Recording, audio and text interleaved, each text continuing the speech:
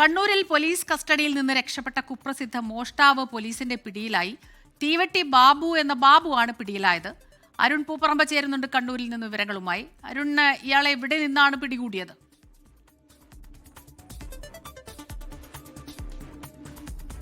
ഇന്ന് രാവിലെയാണ് പോലീസ് കസ്റ്റഡിയിൽ നിന്നും, അതായത് ഇയാളെ കഴിഞ്ഞ ദിവസം പയ്യന്നൂർ പോലീസ് ഒരു മോഷണ കേസുമായി ബന്ധപ്പെട്ട് പിടികൂടി അറസ്റ്റ് ചെയ്തു. അതിൻ്റെ റിമാൻഡ് നടപടിക്കിടെയാണ് ആരോഗ്യ പ്രശ്നങ്ങൾ പ്രകടിപ്പിച്ചതിനെ തുടർന്ന് ഈ തീവട്ടി ബാബുവിനെ പരിയാരം ഗവൺമെൻറ് മെഡിക്കൽ കോളേജിൽ പ്രവേശിപ്പിച്ചത്.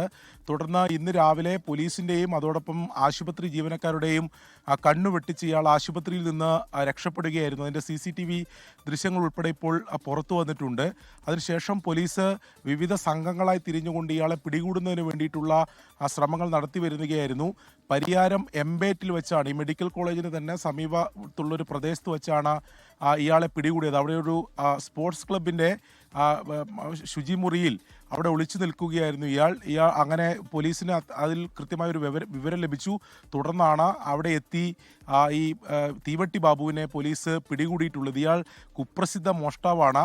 സംസ്ഥാനത്തിൻ്റെ വിവിധ സ്റ്റേഷനുകളിലായി ഇയാൾക്കെതിരെ 30-ലധികം മോഷണ കേസുകൾ നിലവിലുണ്ട്. ഞാൻ ആദ്യം സൂചിപ്പിച്ചതുപോലെ പയ്യന്നൂരിൽ ഒരു വ്യാപാര സ്ഥാപനത്തിൽ മോഷണം നടത്തുകയും അതിലാണ് ഇയാളെ പയ്യന്നൂർ പോലീസ് അറസ്റ്റ് ചെയ്തത്. തുടർന്നാണ് ഈ കസ്റ്റഡിയിൽ നിന്ന് രക്ഷപ്പെടുകയും. എന്തായാലും പോലീസിന് ആശ്വാസം നൽകുന്നത് മണിക്കൂറുകൾക്കകം തന്നെ ഇയാളെ പിടികൂടാൻ സാധിച്ചു എന്നതാണ് അതിൽ പോലീസിന് ആശ്വാസം നൽകുന്ന ഘടകം. അരുൺ പൂപ്പറമ്പയാണ് വിവരങ്ങൾ നൽകിയത് കണ്ണൂരിൽ നിന്ന്.